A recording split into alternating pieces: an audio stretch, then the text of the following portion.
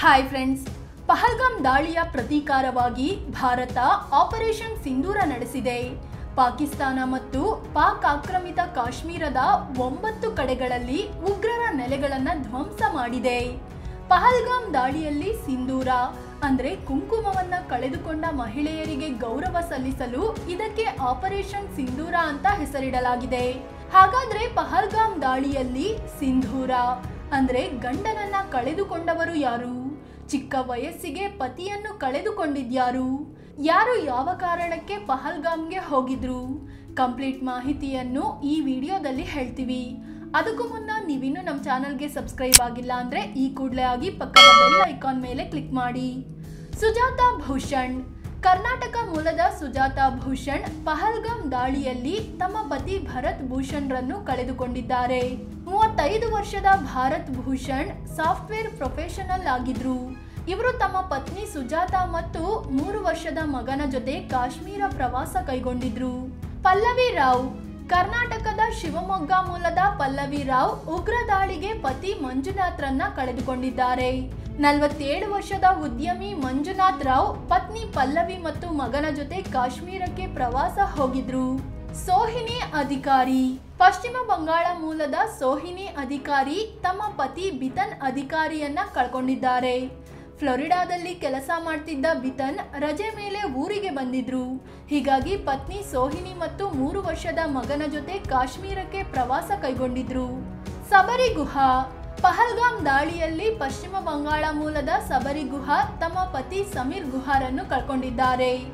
ಅಮೆರಿಕಾದಲ್ಲಿ ಕೆಲಸ ಮಾಡ್ತಿದ್ದ ಸಮೀರ್ ಗುಹಾ ರಜೆ ಮೇಲೆ ಬಂದಿದ್ರು. ಹೀಗಾಗಿ ತಮ್ಮ ಪತ್ನಿ ಮತ್ತು ಮಗಳ ಜೊತೆ ಕಾಶ್ಮೀರ ಪ್ರವಾಸಕ್ಕೆ ಬಂದಿದ್ರು. ಜಯಾ ಮಿಶ್ರಾ.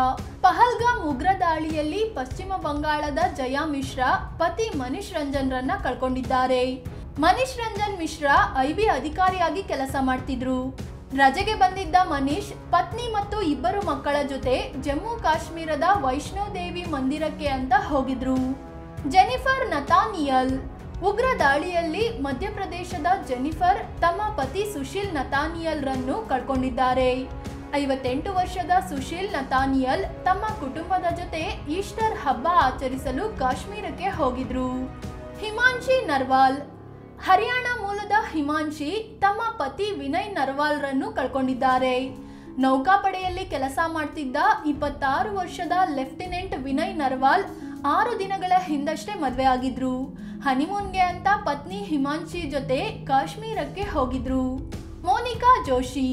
ಪಹಲ್ಗಾಮ್ ದಾಳಿಯಲ್ಲಿ ಮಹಾರಾಷ್ಟ್ರದ ಮೋನಿಕಾ ಜೋಶಿ ತಮ್ಮ ಪತಿ ಹೇಮಂತ್ ಸುಹಾಸ್ ಜೋಶಿಯನ್ನ ಕಳ್ಕೊಂಡಿದ್ದಾರೆ. 45 ವರ್ಷದ ಹೇಮಂತ್ ಸುಹಾಸ್ ಜೋಶಿ ತಮ್ಮ ಪತ್ನಿ ಮತ್ತು ಮಗಳ ಜೊತೆ ಕಾಶ್ಮೀರ ಪ್ರವಾಸ ಕೈಗೊಂಡಿದ್ರು. ಅನುಷ್ಕಾ ಮೋನೆ. ಉಗ್ರ ದಾಳಿಯಲ್ಲಿ ಮಹಾರಾಷ್ಟ್ರ ಮೂಲದ ಅನುಷ್ಕಾ ತಮ್ಮ ಪತಿ ಅತುಲ್ ಶ್ರೀಕಾಂತ್ ಮೋನೆಯನ್ನ ಕಳ್ಕೊಂಡಿದ್ದಾರೆ. 43 ವರ್ಷದ ಅತುಲ್ ಶ್ರೀಕಾಂತ್ ಮೋನೆ ರೈಲ್ವೆಯಲ್ಲಿ ಕೆಲಸ ಮಾಡ್ತಿದ್ರು. ಇವರು ತಮ್ಮ ಪತ್ನಿ ಅನುಷ್ಕಾ ಮತ್ತು ಮಗಳ ಜೊತೆ ಜಮ್ಮು ಕಾಶ್ಮೀರ ಪ್ರವಾಸ ಕೈಗೊಂಡಿದ್ರು. ಕವಿತಾ ಲೇಲೆ. ಮಹಾರಾಷ್ಟ್ರ ಮೂಲದ ಕವಿತಾ ತಮ್ಮ ಪತಿ ಸಂಜಯ್ ಲಕ್ಷ್ಮಣ್ ಲೇಲೆ ಅವರನ್ನ ಕಳ್ಕೊಂಡಿದ್ದಾರೆ. 50 ವರ್ಷದ ಸಂಜಯ್ ಪ್ರೈವೇಟ್ ಕಂಪನಿ ಒಂದರಲ್ಲಿ ಕೆಲಸ ಮಾಡ್ತಿದ್ರು. ಇವರು ತಮ್ಮ ಪತ್ನಿ ಮತ್ತು ಮಗನ ಜೊತೆ ಜಮ್ಮು ಕಾಶ್ಮೀರಕ್ಕೆ ಭೇಟಿ ನೀಡಿದ್ರು.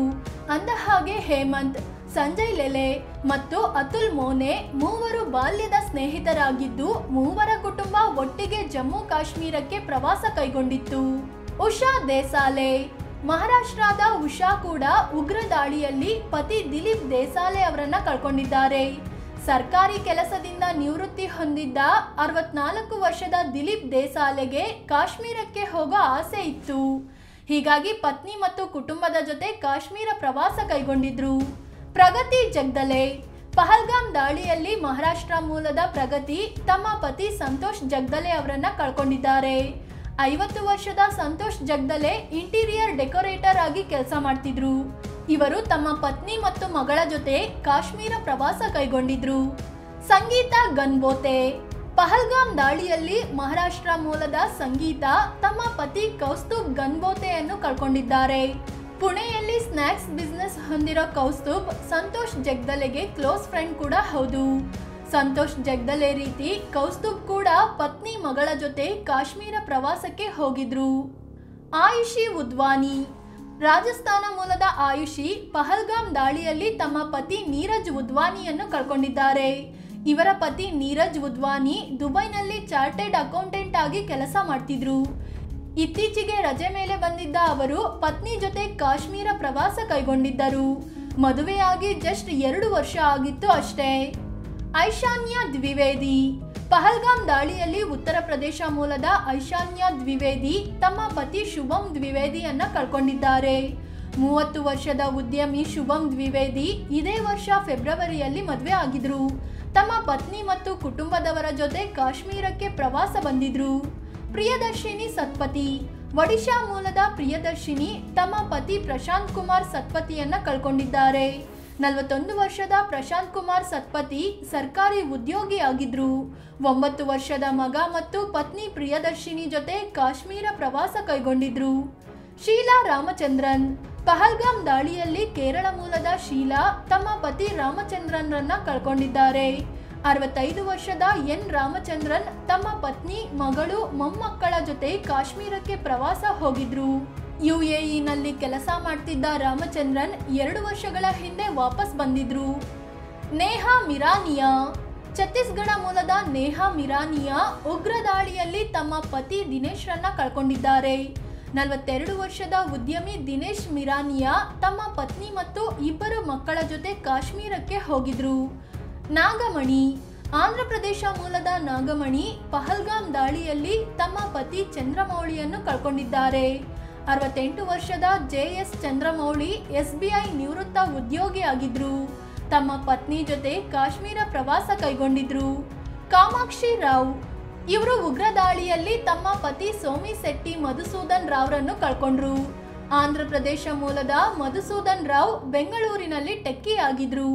ಇವರು ತಮ್ಮ ಪತ್ನಿ ಕಾಮಾಕ್ಷಿ ಮತ್ತು 2 ಮಕ್ಕಳ ಜೊತೆ ಕಾಶ್ಮೀರಕ್ಕೆ ಪ್ರವಾಸ ಹೋಗಿದ್ರು. ಚಾರೋ ಕಮೂವಾ. ಅರುಣಾಚಲ ಪ್ರದೇಶ ಮೂಲದ ಚಾರೋ ಕಮೂವಾ ಕೂಡ ತಮ್ಮ ಪತಿ ಹೈಲಿಯಾಂಗ್ ಅವರನ್ನ ಕಳ್ಕೊಂಡಿದ್ದಾರೆ. 30 ವರ್ಷದ ಹೈಲಿಯಾಂಗ್ ಭಾರತೀಯ ವಾಯುಪಡೆಯಲ್ಲಿ ಕೆಲಸ ಮಾಡ್ತಿದ್ರು. ಶ್ರೀನಗರಕ್ಕೆ ಪೋಸ್ಟಿಂಗ್ ಆಗಿದ್ದ ಅವರು ಇತ್ತೀಚೆಗೆ ಅಸ್ಸಾಂಗೆ ಟ್ರಾನ್ಸ್ಫರ್ ಆಗಿದ್ರು. ಅಲ್ಲಿ ರಿಪೋರ್ಟ್ ಮಾಡ್ಕೊಳ್ಳೋ ಮೊದಲು ಪತ್ನಿ ಜೊತೆ ಕಾಶ್ಮೀರ ಪ್ರವಾಸ ಕೈಗೊಂಡಿದ್ರು. ಕಾಜಲ್ ಪಾರ್ಮಾರ್.